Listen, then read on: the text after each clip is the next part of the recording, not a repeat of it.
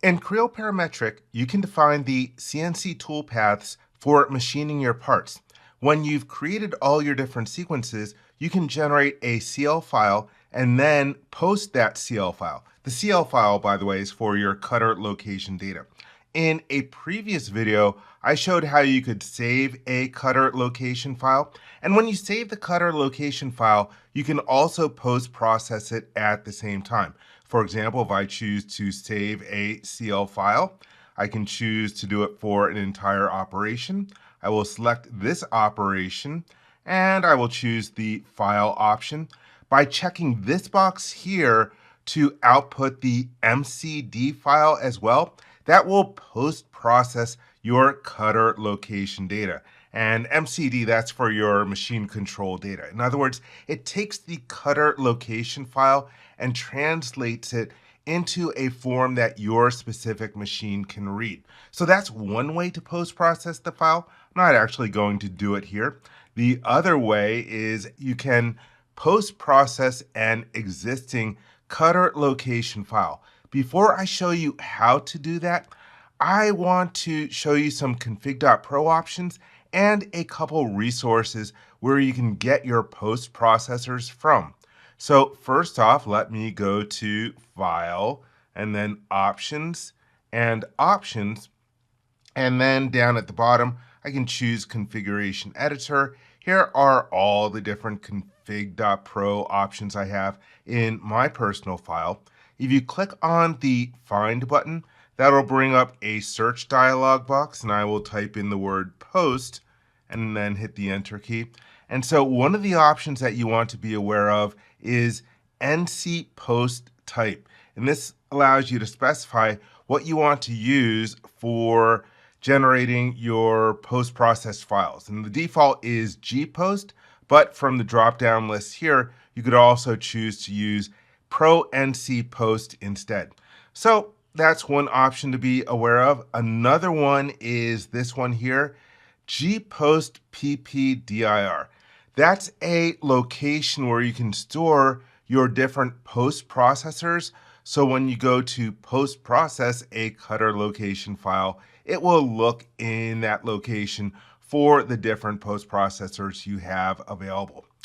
Okay, let me close out of here and cancel. Oh yeah, by the way, I do want to mention that I already have one of those options set, the second option, because I'm using the default gpost.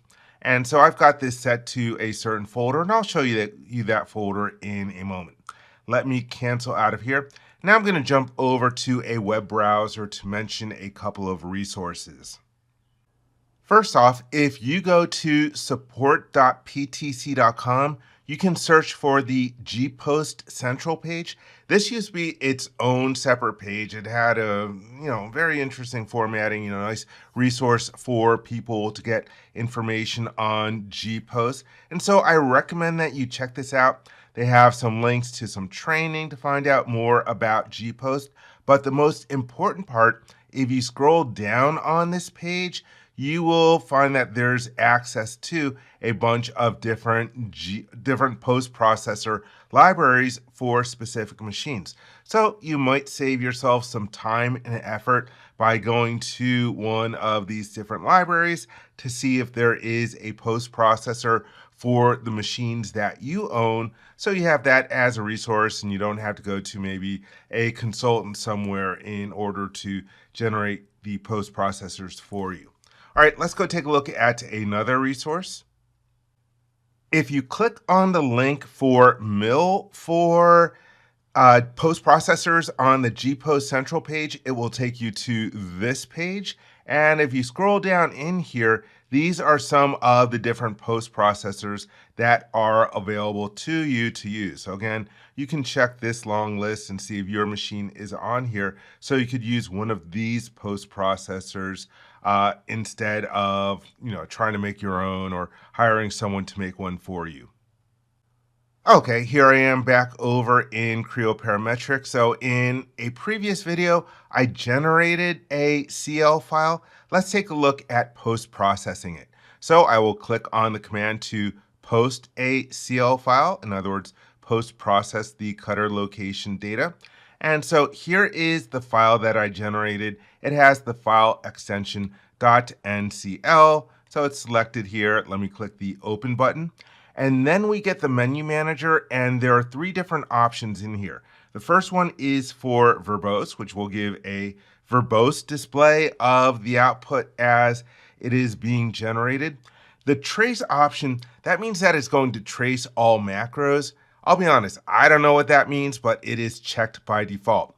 There is a third option in here, which is machin, M-A-C-H-I-N. And what that means is that in your cutter location file, you could have a statement that starts with machin, M-A-C-H-I-N, and that statement can specify which post processor you want to use. So if you have a cutter location file that has that machin line in it, you can check this option.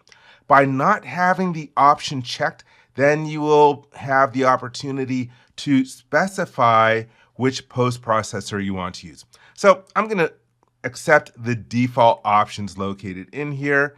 I click the done button, and then we have a list of post processors. And the reason that I have this list of post processors, like I mentioned, I have that config.pro option, gpostppdir, set to a certain location. These are the posts that I have located in there. And I'll be honest, I have forgotten over time what some of these are for, which different machines, but I do happen to know that the P47 one is for a Fanuc. I hope I'm pronouncing that right, F-A-N-U-C, type 3 machine, so I will select it. And so here we have the window that opens up for the post-processing. Then it prompts us to specify a program number. The default program number is 1111. I'm happy with that, so I'll hit the enter key. You could enter in something else. And so then it post-processed. We get information down here that the post-process file, which is the name of the operation, .tap was created successfully. So that .tap file, I think it's for a tape file.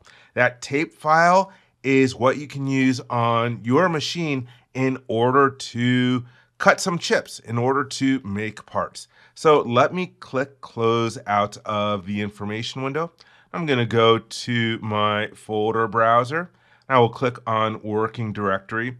And so here is the original cutter location file. And then this is the tap file. And there are some other files that were generated along with the tape file that I would use for doing my machining. And let me show you that gpostdir. Let me go to where I have mine on my machine.